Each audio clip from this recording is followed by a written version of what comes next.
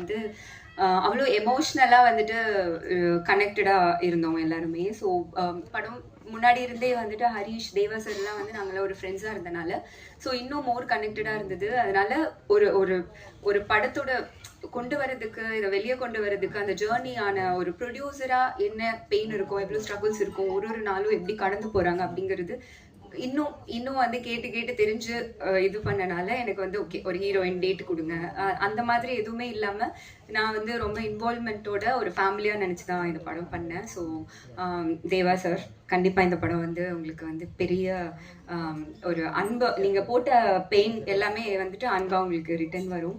And ஹரிஷும் வந்துட்டு நிறைய ஸ்டேஜில் சொல்லியிருக்கேன், என்னோட ஃபேமிலி மாதிரி தான். ஸோ அவங்களும் வந்துட்டு அவ்வளோ ஜாலியாக ஃப்ரெண்ட்ஸாக ஒரு ஹாப்பியாக அவ்வளோ ஜாலியாக ஒர்க் பண்ணிட்டு இருந்தோம். ஸோ எனக்கு வந்துட்டு எப்போவுமே ஹரிஷ் வந்து சக்ஸஸ் ஆகும்போது அது நான் சக்ஸஸ் ஆன மாதிரி ஒரு ஃபீல் இருக்கும். அண்ட் இங்கே இருக்க கேட்குதா, இது நார்மல் ஒரு ஹீரோயினா டேட் கொடுத்தோம் அந்த மாதிரி எதுவுமே இல்லாமல் ரொம்ப ஒரு ஃபேமிலியாக எமோஷ்னலாக ஒர்க் பண்ண படம். இங்கே இருக்க எல்லாருமே வந்துட்டு இப்போ ஓகேவா? ஓகே தானே சார்? ஓகே.